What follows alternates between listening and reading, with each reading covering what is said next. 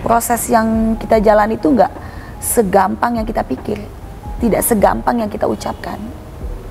Ternyata tantangannya cukup berat juga. Saya juga diperhadapkan dengan pihak-pihak yang memblok karir saya, sampai saya pernah mendapatkan surat kaleng gitu ya. Karir saya akan dimatikan, diancam seperti itu, bahwa saya tidak bisa berhasil gitulah.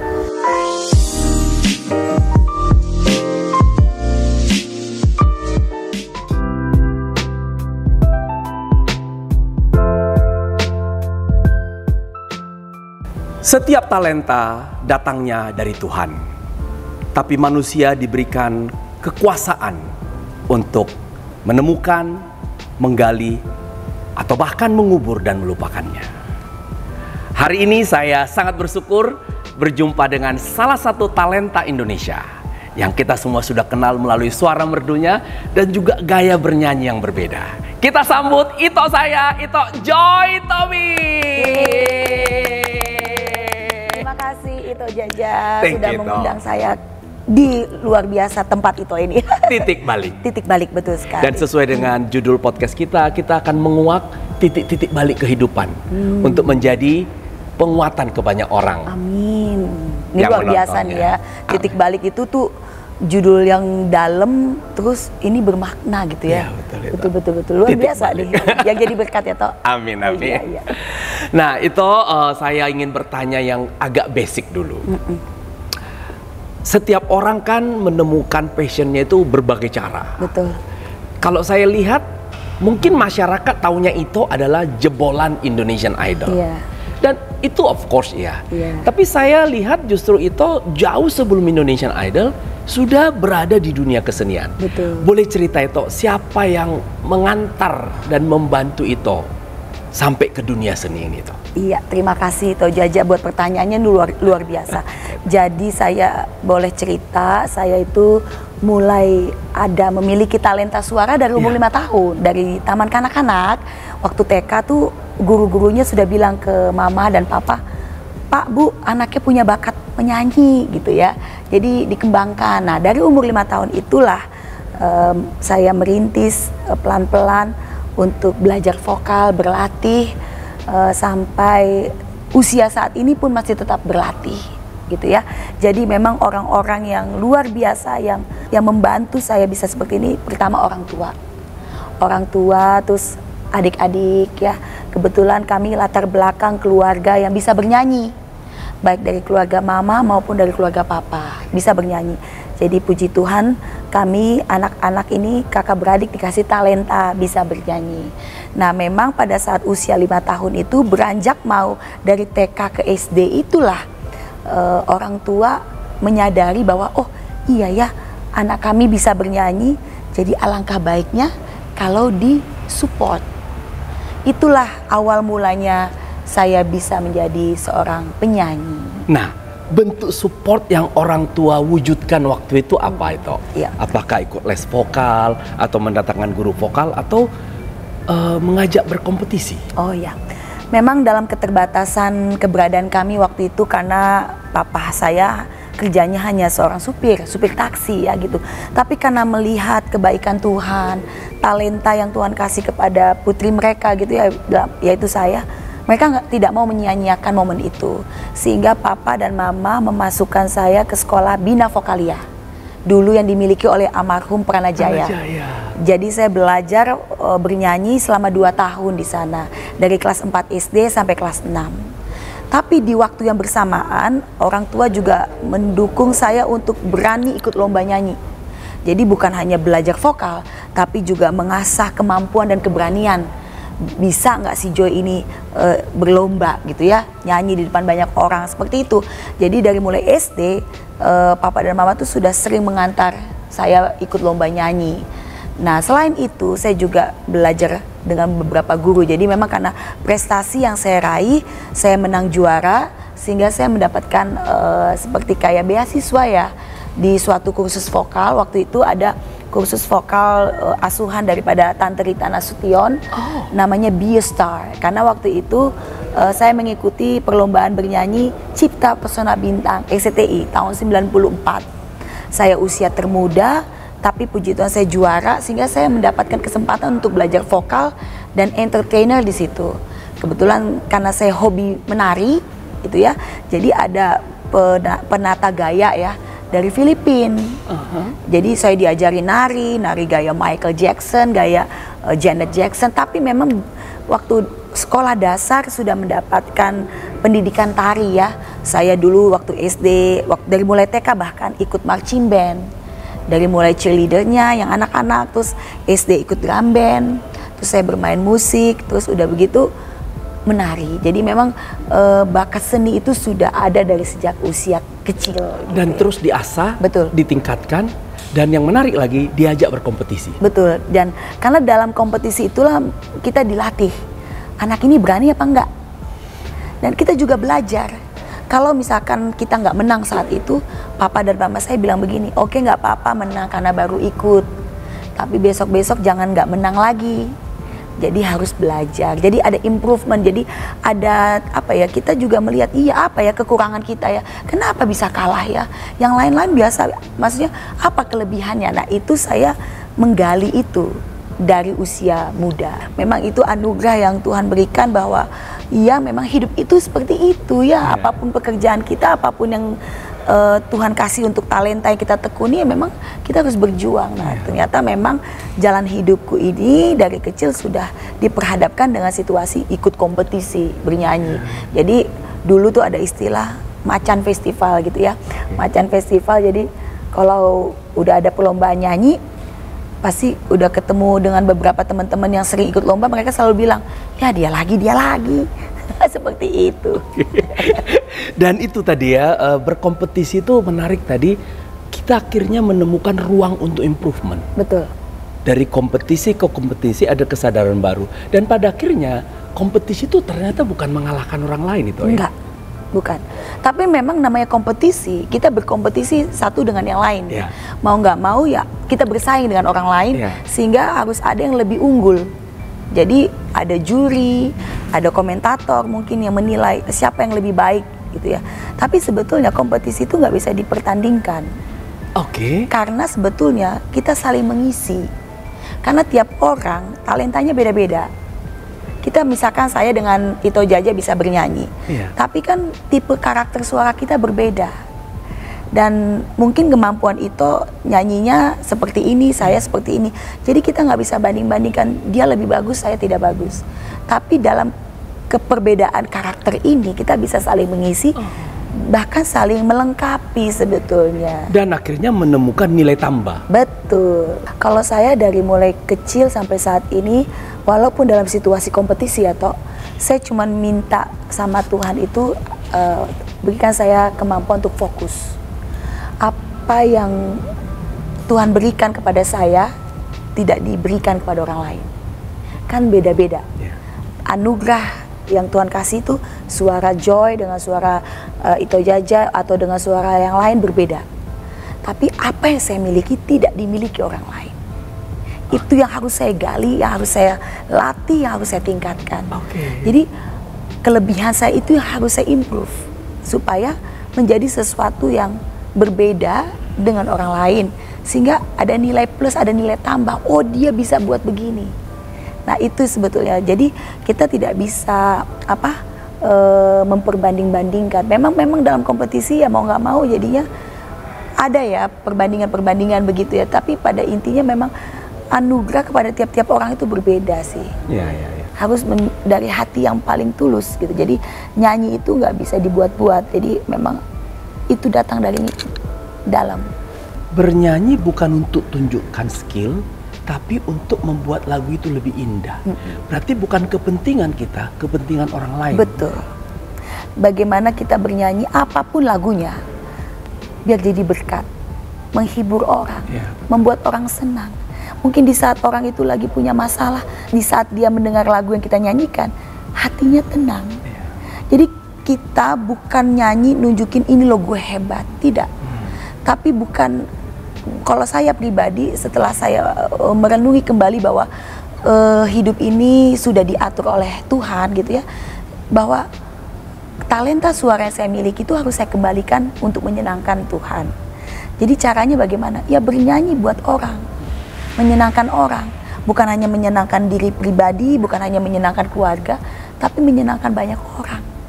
Terutama menyenangkan Tuhan melalui setiap kehidupan kita. Makanya saya kenapa masih aktif pelayanan. Iya, iya.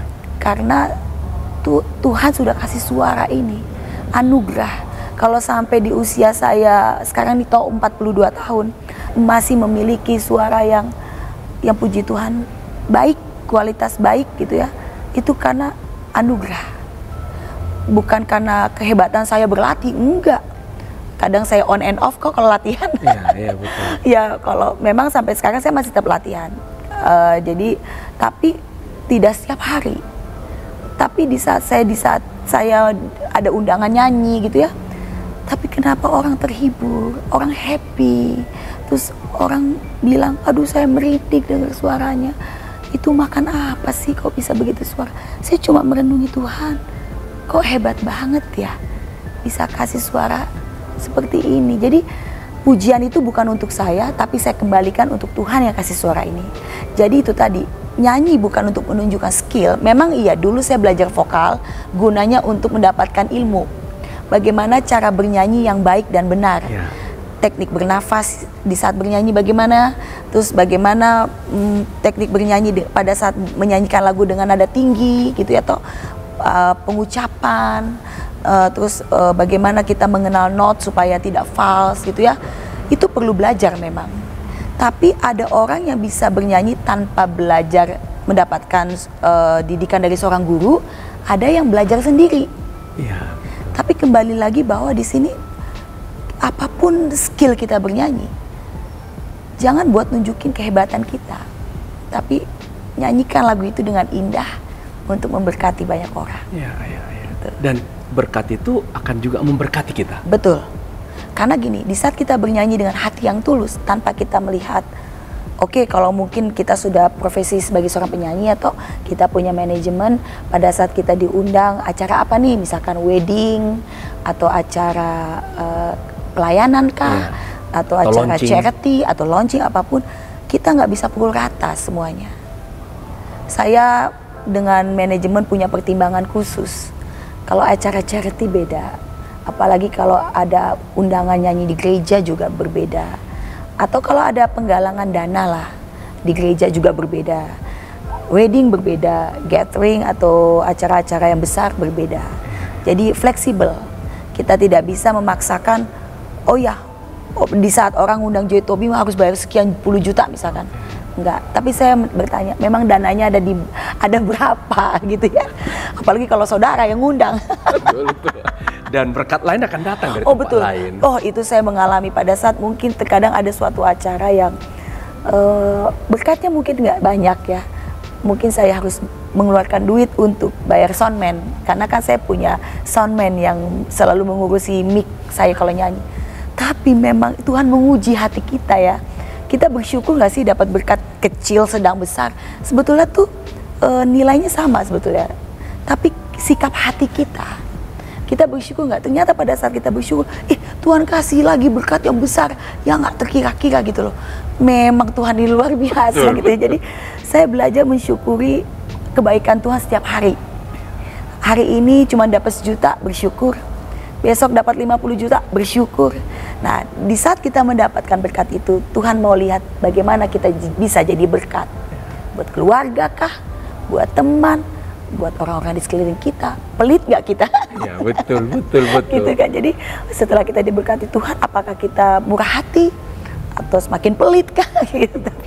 Ya, memang saya belajar dari ibu saya itu. Karena kenapa? Karena kita pernah susah. Ibu saya ngingetin, jangan boros. Selagi masih ada kesempatan kita diundang-undang orang bernyanyi, bukan berarti kita habisin uang. Kita gunakan secukupnya.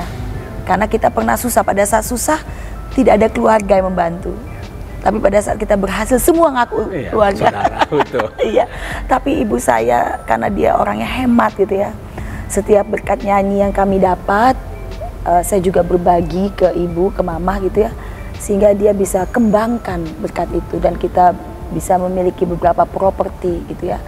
Karena mama ini orangnya menabung gitu ya. Karena kita pernah merasakan susah.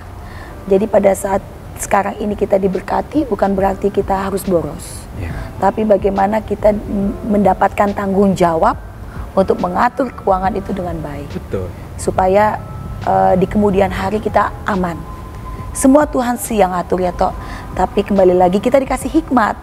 Betul. Selagi masih sehat, selagi masih berproduksi, selagi masih ada kreativitas, dan selagi menghasilkan, ya udah gunakan berkat itu secukupnya dan sisanya ditabung. Ya, betul. Gitu. Betul sekali. Dan pada akhirnya kan sebenarnya hidup itu tentang how we manage something. Betul. Manage our energy, Betul. manage finance, Betul. manage relationship, manage hubungan ke Tuhan. Betul. Nah, Apalagi itu yang membawa kita kepada kemerdekaan. betul. Kemerdekaan hati terutama. Betul ya. Iya, iya. Nah, berbicara mengenai kemerdekaan ya, teman-teman pasti juga pernahlah mendengar perjalanan Ito saya Joy Tobing dalam sebuah kompetisi. Bahkan waktu itu Indonesia baru saja diperkenalkan kompetisi bernyanyi. Ya, itu disebut Indonesian Idol Session pertama. Iya, tahun 2004. Tahun 2004. Iya. Setelah itu makin banyak. Betul. Dan kita senang muncul talenta-talenta baru. Tetapi di perjalanan tentu ada hal-hal yang dilalui sampai kita mendengar setelah kemenangan itu ada beberapa hal yang Ito harus lalui. Betul. Boleh cerita Ito, sebenarnya yang terjadi apa? Iya. Waktu kemenangan itu sudah di tangan Ito. Iya. Life is a choice. Hidup Yes. itu adalah pilihan. Jadi memang waktu saya menang Indonesian Idol saat itu diperhadapkan dengan suatu kontrak di mana saya tidak pegang kontraknya waktu itu. Jadi kalau kita mau bekerja sama, kita pegang satu, pihak lain juga pegang kontrak gitu ya. Tapi saat itu tidak ada titik temu itu. Jadi banyak poin-poin yang kita minta rubah dalam arti keringanan supaya tidak terlalu berat dengan situasi di mana Indonesia berbeda dengan luar negeri gitu ya. Dan waktu itu kan idol pertama gitu ya. Jadi banyak poin-poin yang mau kita rubah gitu ya. Apalagi sebelum saya ikut Indonesian Idol sudah banyak album kayak album rohani, album pop Batak, ada juga pop Indonesia, dan sudah banyak menerima undangan-undangan nyanyi gitu ya. Jadi waktu itu adalah poin-poin yang kita mau rubah. Kalau ada pihak-pihak yang sudah lama ngundang kita nyanyi, maksudnya jangan dipotong sama gitu ya dengan pihak-pihak yang baru gitu ya. Apalagi kalau acara pelayanan gereja seperti itu. Tapi karena saat itu tidak ada titik temu sehingga membuat kita stuck gitu ya. Sehingga saya memberanikan diri untuk keluar dari manajemen Indonesian Idol. Dari manajemennya toh. Oh, keluar dari manajemennya? Iya, karena kita waktu itu kan membahas kontrak. Di mana waktu itu pemenang dua besar sudah pada saat kita mau grand final, kita diperhadapkan dengan suatu kontrak. Ada nanti kalau menang ada aturan-aturan gitu ya, karena kita akan di-manage oleh suatu manajemen gitu ya. Jadi ada kontrak yang harus ditandatangani. Tapi karena saat itu babak grand final padat sekali aktivitas kami, sehingga tidak membuat waktu yang panjang buat kami membaca kontrak dengan detail. Sehingga dengan waktu yang terburu-buru kami tanda tangan, tapi kami tidak tahu kopian untuk kami itu di mana gitu ya. Barulah setelah menang, setelah ada waktu untuk relax ya gitu. Karena kita waktu itu di karantina kurang lebih 5 bulan sampai 6 bulan gitu ya. Nah, jadi dari mulai babak awal dulu sampai menang gitu.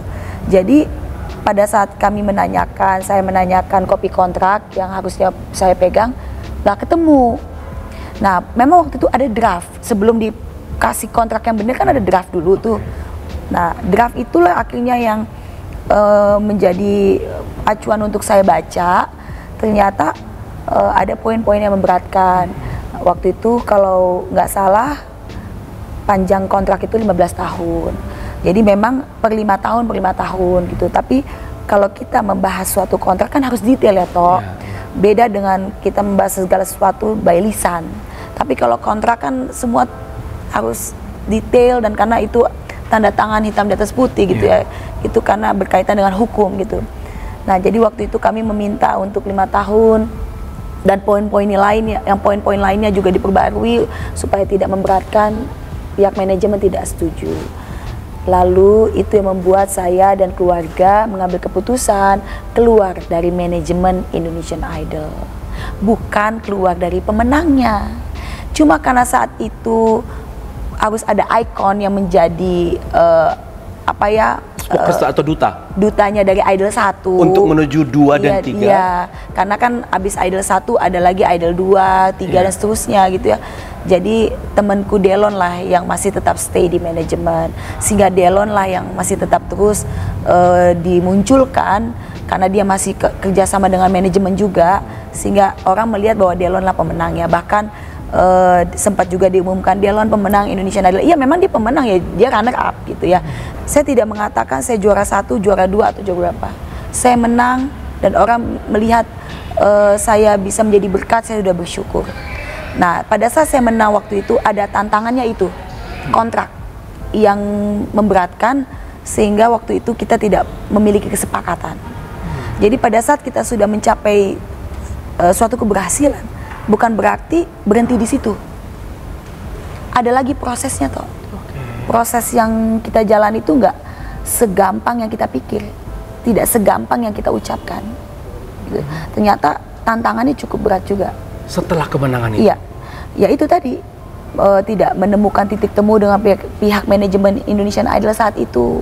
Lalu karena saya mengambil keputusan untuk keluar dari manajemen, saya juga diperhadapkan dengan pihak-pihak yang memblok karir saya.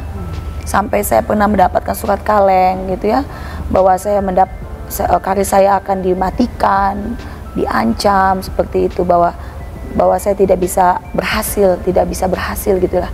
Tapi waktu itu Tuhan taruh dalam hati saya, tidak apa-apa kalau saya harus mengalami proses ini, tapi saya punya Tuhan yang akan membukakan banyak pintu. Memang yang saya jalani nggak mudah. Ya, itu ya. Saya bertemu dengan banyak orang, terus saya dicaci maki orang. Iya, ya. Orang-orang mungkin yang dukung saya lewat SMS gitu ya, nggak berterima kasih gitu kan. Terus adalah pemberitaan di media dibilang kacang lupa kulitnya lah, apalah gitu kan. Padahal dari keluarga kami saja, waktu saya grand final itu sampai mengeluarkan uang 200 juta lebih. Belum lagi ada orang-orang yang dulu sebelum ikut Indonesian Idol mengundang saya nyanyi toh, sampai mengeluarkan duit 1 miliar lebih gitu ya. Belum untuk lagi iya SMS. Untuk SMS pada saat grand final.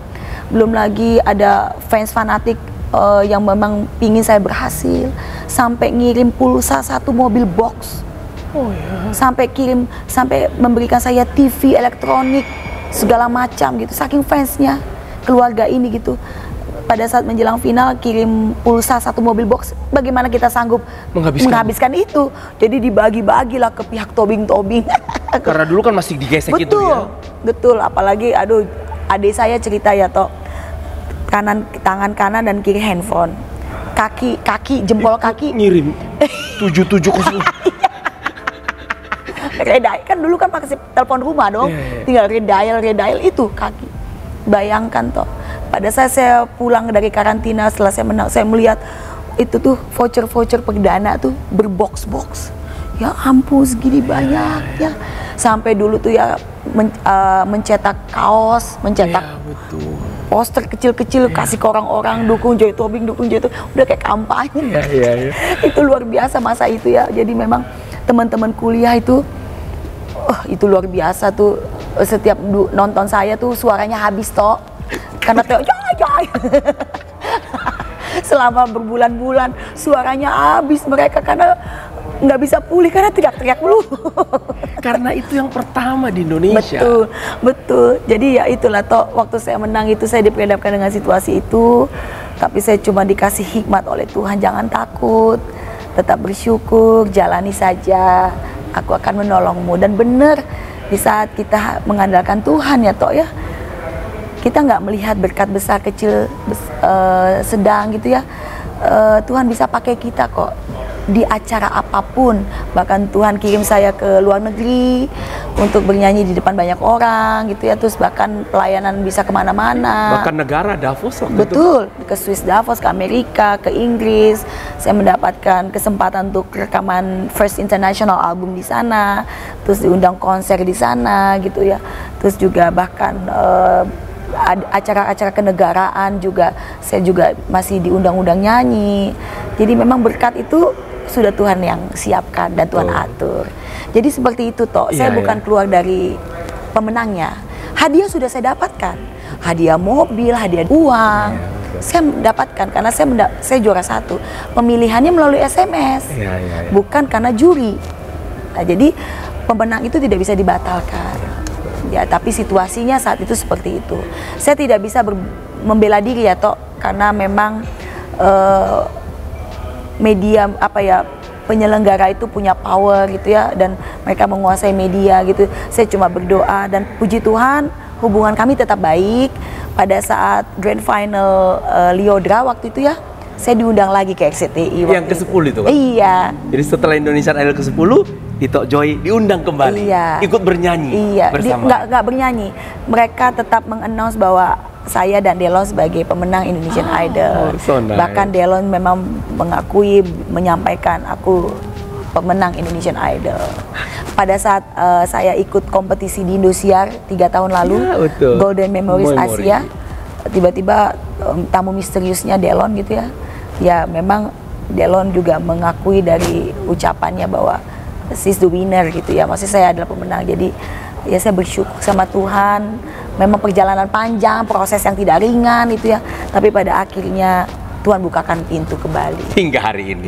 Iya. Terus bernyanyi. Amin, amin, amin, amin. Untuk banyak orang dan terutama untuk Tuhan. Betul. Jadi memang selama saya berproses itu saya melihat talenta ini dari Tuhan. Jadi kalau kita terus mengandalkan Tuhan, nggak usah khawatir. Tuhan sudah atur kok. Nah itu yang membuat saya merdeka. Ya, saya tidak dikekang, saya tidak istilahnya dibelenggu ya toh. Saya merdeka.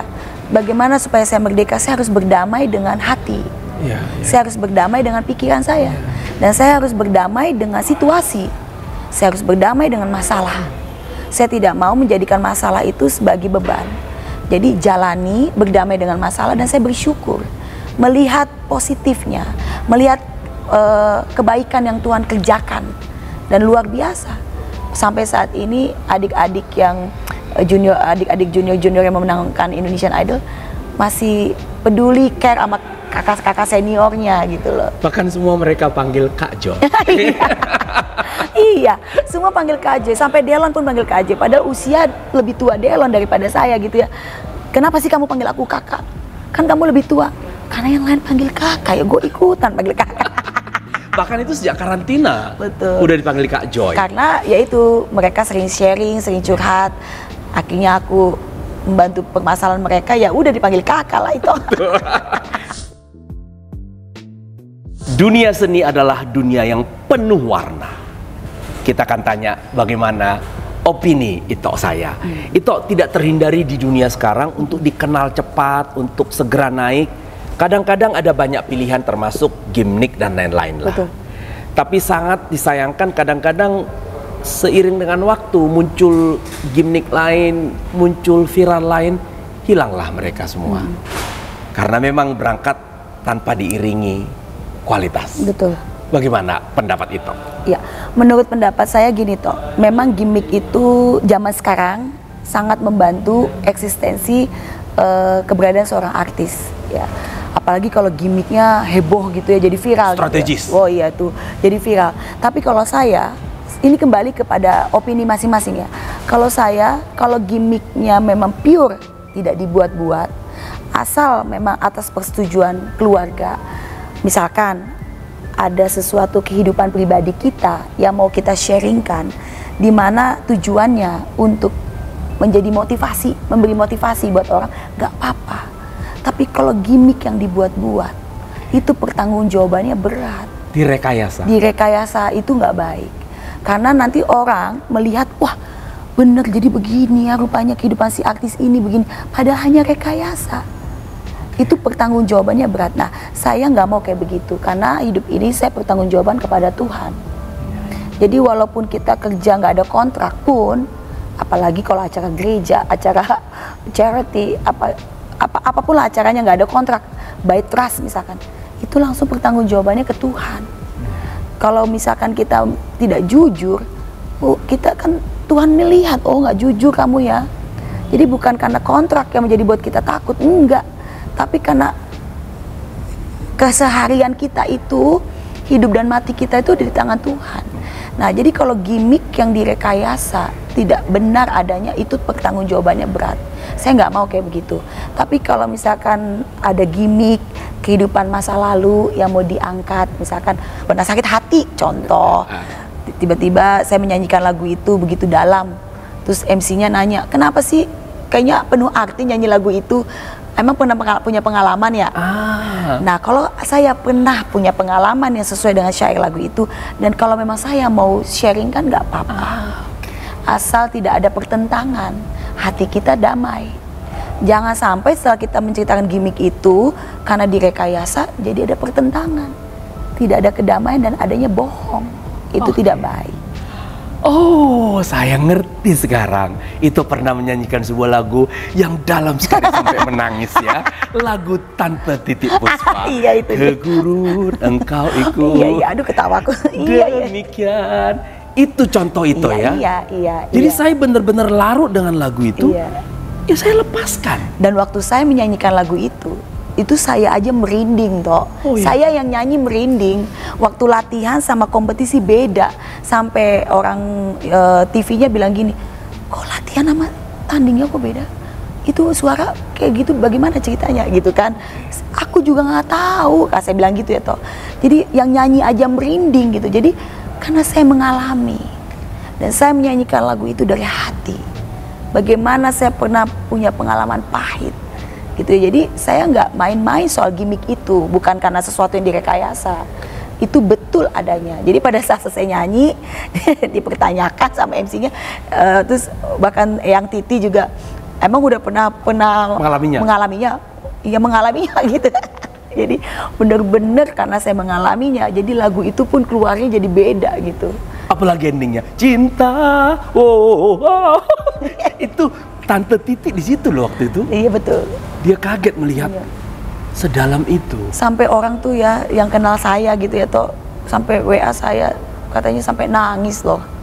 Pada saat dengar saya nyanyi lagu itu, saya aja merinding toh sampai terharu. Tapi itulah Tuhan ya, saya bingung ya. Kadang saya nyanyi waktu latihan gak begini toh. Kenapa waktu nyanyi kok jadi begini? Sampai sebenarnya Tuhan, kok bisa begini sih? Jadi saya cuma bilang, udah deh, terima kasih Tuhan. Seperti itu. Jadi memang kalau gimmick yang memang kita mengalaminya dan kita mau bagikan itu ke orang-orang menjadi sharing kehidupan yang gunanya untuk memotivasi, itu nggak apa-apa. Tapi kalau gimmick dengan tujuan untuk menjadi suatu yang viral, direkayasa, terus untuk naikin rating atau naikin menjadi sensasi lah gitu ya toh, ya itu kembali lagi ke orangnya, karena itu harus dia pertanggungjawabkan. Iya. Seperti itu. Keren, aku suka itu. Karena gini, saya boleh sharingkan, saya pernah gagal dalam rumah tangga. Bukan hanya gagal dalam rumah tangga, setiap orang pasti pernah mengalami kegagalan. Tapi bagaimana dari masalah itu kita bangkit untuk kita melewati situasi itu sehingga kita menjadi pemenang. Walaupun kita harus diperhadapkan dengan situasi yang pahit, tapi goalnya apa? Kita menjadi pemenang pulih gitu loh. Sehingga nggak perlu disesali, karena melalui situasi itu kita menjadi orang yang lebih baik lagi, sehingga kita mau bagikan ke orang-orang supaya di saat ada orang-orang yang mengalami situasi seperti kita, ayo bangkit, jangan lihat masalahnya, tapi bagaimana kita bisa bersyukur melewati masalah itu. Dan hidup harus berlanjut. Betul. Jadi kalau larut dalam masalah, jangan fokus ke masalahnya, bagaimana kamu jadi pemenang. Betul. Apa yang sedang kita mau capai dari masalah ini? Meresponi masalah itu dengan sikap hati yang benar. Jangan meresponi masalah itu dengan sikap hati yang negatif. Makanya kita butuh support system. Support system itu keluarga. Ya. Bisa dari lingkungan di mana kita beraktivitas, bisa sahabat, bisa suami, bisa istri, anak-anak yang mendoakan kita. Jadi keluarga itu nomor satu menjadi support system untuk pemulihan seseorang sehingga hidupnya merdeka. Betul. Gitu. Dan tangan mereka lah yang menolong kita pertama sekali. Betul. Karena kalau ada apa-apa, keluarga juga mau pasang badan buat kita. Di saat kita nangis, dia juga nangis. Gitu. Tapi ya saya bersyukur ya toh, saya dikasih keluarga yang peduli dengan keberadaan saya gitu ya. Jadi pada saat saya mengalami kegagalan, mereka bukan meninggalkan saya, tapi malah membantu saya, mensupport saya. Apalagi ada Tuhan ya, itu yang penting. Saya selalu melihat luar biasa ya. Memang sih aku dicaci maki orang misalkan gitu ya, tapi aku bisa melewati ini loh. Jadi aku merdeka dari masalahnya, hatiku pulih, dan aku bisa melihat, wow, kalau aku nggak melewati itu, nggak mungkin aku bisa menjadi joy saat ini. Gitu. Apalagi sesuai dengan namanya. Joy. Joy, bersukacita lah. Amin, amin, amin, amin. Joy to the world. Walaupun memang namanya kita manusia, selama kita masih hidup, pasti akan terus belajar. Iya, betul. Kita nggak lepas dari kesalahan, kita masih banyak kekurangan, tapi yang penting kita punya kerendahan hati. Betul. Kerendahan hati mau belajar, mau minta maaf, mau menerima kesalahan orang, dan mau dipulihkan. Dan mau memperbaiki diri. Betul, itu yang penting, memperbaiki diri. Betul. Gitu. Jangan menganggap bahwa kita hebat, bahwa kita ini nggak hebat, tapi karena ada Tuhan, karena ada keluarga, kita bisa jadi begini, bisa menjadi somebody lah. Iya, betul. Jangan kita menganggap, gue bisa tanpa lu gitu misalkan ya, toh enggak. Wow, menarik sekali itu. Iya. Nah, ada pertanyaan yang untuk mewakili semua talent-talent kita di daerah itu.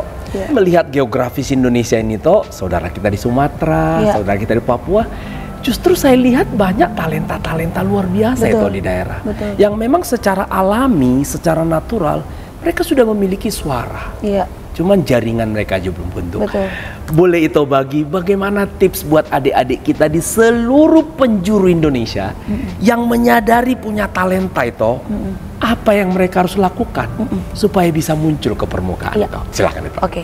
Sekarang zamannya berbeda dengan masa lalu. Sekarang kan zamannya YouTube, terus ada TikTok, ada juga Instagram. Ya.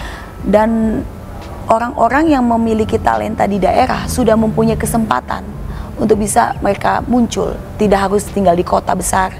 Kalau beberapa tahun yang lalu mungkin orang-orang dari daerah harus datang dulu ke ibu kota, ikut kompetisi, terus harus audisi dulu, terus harus juga punya kerjasama dengan label untuk bisa rekaman ya nggak toh, supaya dia bisa mempunyai album, dikontrak. Kasih rekaman Contoh vokalnya dulu, contoh suaranya dulu dikirim. Sekarang nggak seperti itu. Sekarang sudah terbuka luas kesempatan bagi setiap anak-anak muda yang bertalenta untuk bisa menunjukkan karya dan kreativitas mereka. Apalagi kita bisa lihat ada beberapa artis yang tinggalnya juga nggak di ibu kota. Betul. Tinggalnya di daerah. Tapi pada saat mereka ada acara, mereka baru datang. Pada saat mereka mengeluarkan album, dipromosikan di YouTube, mereka nggak perlu datang ke ibu kota. Sekarang sudah terbuka luas pintu bagi indie-indie label. Kalau dulu kan kita harus menggandeng label-label besar ya toh ya. Dan nunggu giliran. Dan nunggu giliran, saking banyak artisnya. Sekarang nggak seperti itu. Situasi zaman sekarang, zaman now dengan teknologi yang semakin canggih, menguntungkan anak-anak muda yang memiliki talenta untuk menunjukkan karya dan kreativitas mereka. Sekalipun mereka di Medan, sekalipun mereka di Papua, di Ambon, tapi kalau mereka memang mau menunjukkan talenta mereka, kreativitas mereka, bisa pakai gitar saja, direkam, tinggal upload ke Instagram, TikTok, itu udah bisa mewakili. Iya, udah bisa mewakili, apalagi kalau sesuatu yang viral dan unik. Mengangkat jadi sesuatu yang berbeda gitu ya, toh bukan yang umum gitu ya. Ih bagus nih, ih gayanya bagus nih. Itu pasti dengan pertolongan Tuhan juga akan dikenal gitu. Perkaya dengan tarian daerah. Betul. Latar belakangnya danau. Betul. Kemudian di sekitarnya nuansa-nuansa. Jadi zaman sekarang tuh kembali lagi ke natural. Jadi ke tradisi gitu ya. Jadi kayak saya orang Batak gitu ya, ada lagu Batak yang populer, penyanyi trionya nggak di Jakarta loh toh. Di mana itu? Di Medan. Beberapa trio yang sampai di YouTube penontonnya berjuta-juta, itu mereka tinggal di Medan. Bahkan ada lagu Indonesia Timur, Indonesia pop Ambon gitu ya, penyanyinya juga nggak tinggal di Jakarta, ada yang tinggal di Ambon. Dan penontonnya di YouTube berjuta-juta gitu. Jadi silakan di saat zaman sekarang terbuka luas kesempatan, tapi tidak ada salahnya pada saat mereka mau nguji kemampuan, mereka mau ngikut kompetisi di kota besar, kenapa tidak? Ya. Kalau itu tahu penyanyi lagu Never Enough, Lauren siapa itu ya? Dia hanya terkenal penyanyi di belakang layar. Oh ya? Yang memerankan lagu The Greatest Showman itu, lagu Never Enough, yang memerankan kan orang acting, pemain filmnya. Tapi kita kurang familiar dengan wajah asli dari penyanyi itu. Karena waktu itu film itu diaktingkan kan lagu itu ya, sirkus-sirkus itu kan. Betul. Sehingga yang melekat di pikiran kita penyanyinya adalah si pemain film ini. Ternyata ada penyanyi aslinya, dan wanita itu ikut British Got Talent. Aku ingat yang menyanyikan lagu itu kan istrinya seseorang yang jatuh hati itu kan? Iya, di film itu. Di film itu. Iya. Kita sampai merasa itu lagu dinyanyikan oleh dia. Betul. Dan yang melekat penyanyi dia. Sehingga orang tidak memahami, tidak mengenal penyanyi aslinya. Padahal kita familiar sekali dengan suara itu. Nah, untuk dia semakin luas dikenal orang, dia mengikuti British Got Talent. Ikut kompetisi. Jadi tidak apa-apa toh. Misalkan gini, bagi mereka yang memang punya talenta dan mereka punya kreativitas, mereka mau menunjukkan keunikan dari daerah mereka, silahkan. Tapi pada saat mereka mau berkompetisi untuk semakin luas lagi dikenal orang, ada kompetisi di ibu kota, silahkan. Kembali lagi mereka mau apa tidak, berani mencoba atau tidak. Tapi zaman sekarang ini sudah terbuka luas untuk kita menunjukkan eksistensi, kreativitas maupun karya dan talenta kita. Sudah ada YouTube, sudah ada Instagram, sudah ada TikTok. Betul. Jadi bantu dirimu sendiri dengan membuat personal brand. Betul. Yang bagus di media sosial apapun. Betul. Di daerah tertentu bisa jadi Facebook lebih powerful. Betul. Tapi kalau mau ambil skala nasional ya minimum Instagram, TikTok atau YouTube. Betul. Dan dengan alat sederhana. Betul. Tapi unik. Betul. Karena situasi saat ini, tuntutan zamannya seperti ini. Aku jadi punya channel YouTube. Betul. Ya, kita yang katanya orang dulu ini, kita masih beraktivitas. Tapi kalau aktivitas kita hanya di off air, nggak hadir di media digital, lama-lama anak muda nggak kenal kita. Iya kan? Iya, banyak sekarang artis-artis yang sudah senior pada bikin channel YouTube.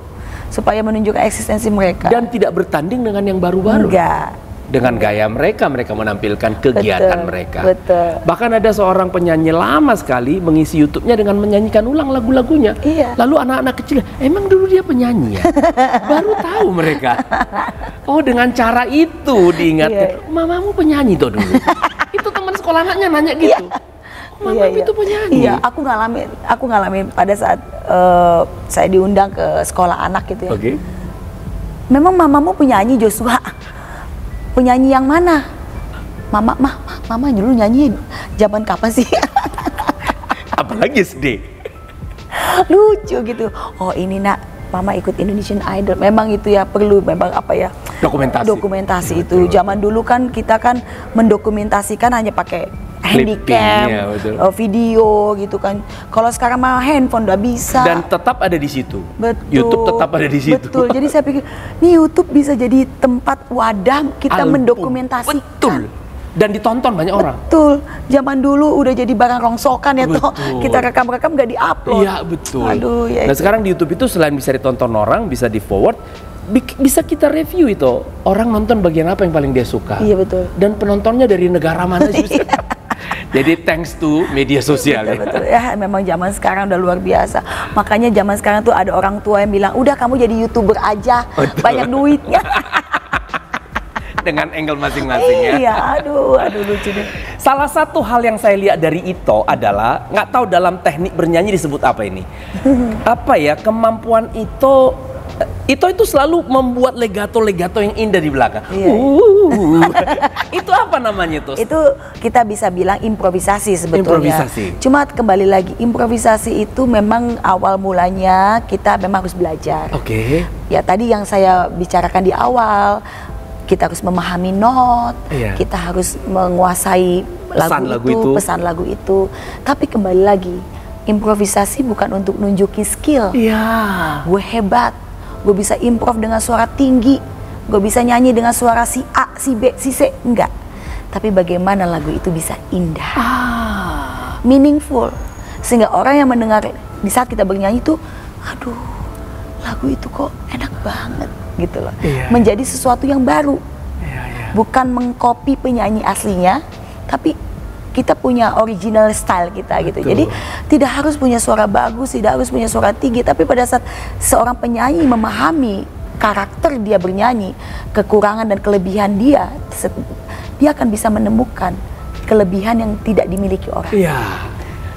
Nah, boleh kasih contoh itu ya? Ini saya penasaran. Karena saya sering lihat itu justru di situ. Misalnya ya, semua karena cinta itu selalu mengakhiri dengan legato yang kalau saya ukur itu bisa 8 not loh.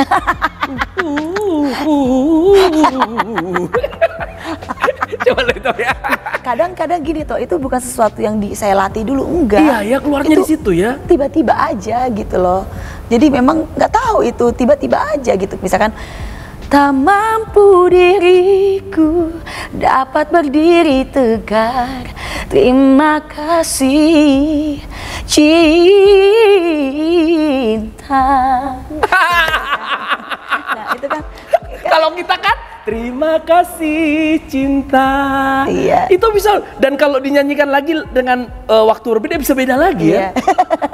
Kan ya seperti saya bilang, saya kan nggak melatih itu, tapi keluar tiba-tiba, yaitu. Aduh, keren banget. Kemampuan bernyanyi dengan style sendiri. Itulah itu Joy tapi. Jadi kemampuan bernyanyi dengan style sendiri, pertama memang kita harus pahami melodi aslinya. Melodi aslinya. Melodi asli dari lagu itu kita harus kenali, pahami, baru kita bisa mau membuat improvisasi yang bagus dan indah. Contoh dari Karena Cinta misalkan. Dan bila aku berdiri tegar sampai hari ini, bukan karena kuat dan hebatku, semua karena cinta, semua karena cinta. Tak mampu diriku dapat berdiri tegar, terima kasih cinta.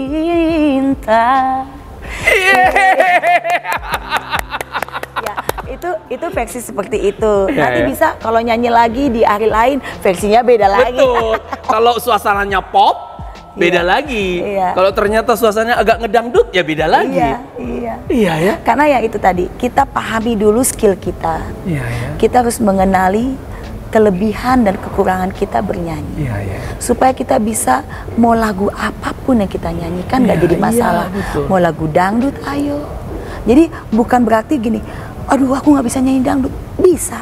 Yang penting kamu kenali dulu karaktermu bernyanyi. Iya.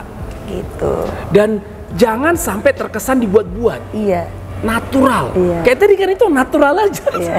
Ya, tapi memang orang udah tahu ciri khas Joy Toby gitu ya. Jadi ada yang ho ho gitu kan. Ya kan. Hey, hey, hey, gitu kan. Maksudnya improvisasi yang nada tinggi terus bawah seperti itu. Tapi memang kembali lagi hati. Kita bisa bernyanyi asal hati kita tulus.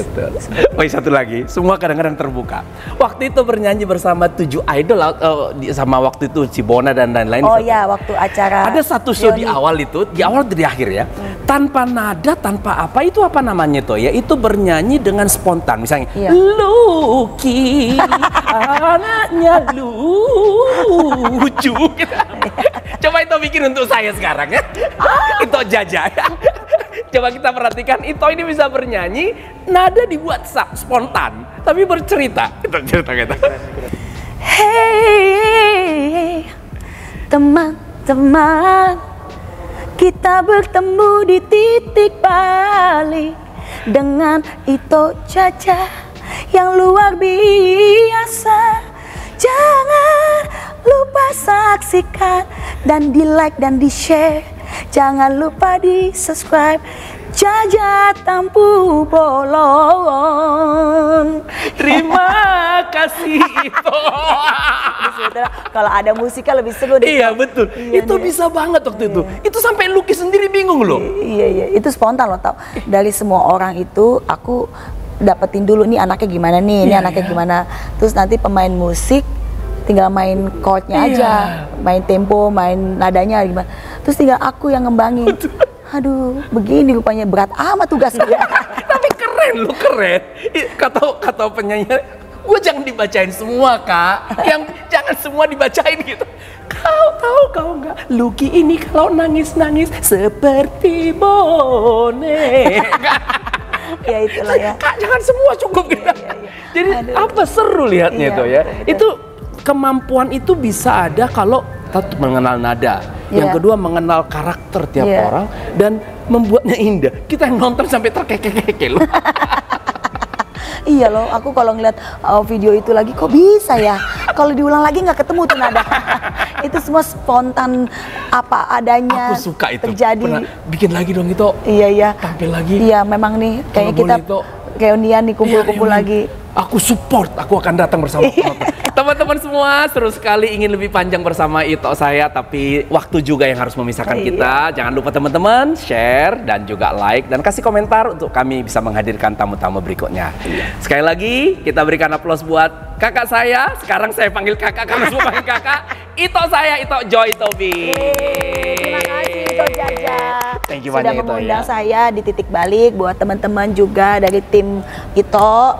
Biarlah podcast ini diberkati Tuhan, semakin banyak orang termotivasi Amin. melalui podcast Titik Iya, Balik ini ya. betul, betul. Apalagi Ito Jaja kan seorang motivator ya. Jadi pekerjaan pelayanan Ito semakin dibawa Tuhan naik. Amin, amin. Jadi berkat.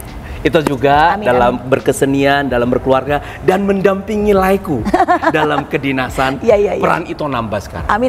Peran betul. ibu, peran Iya. penyanyi, Betul. peran anak, peran istri, Betul. dan ya peran abdi negara. Iya, Ibu Persit. Ibu bersih, betul. Tapi cocok kali pun. Iya, amin. Ya. Terima kasih Ito Jaja, ya. Titik Balik, dan teman-teman Titik Balik. Terima kasih banyak. Biarlah teman-teman semua menyaksikan ini termotivasi dan tetap selalu semangat, dan selalu always thinking positive and be yourself. Dan merdeka. Merdeka. Merdeka. Merdeka.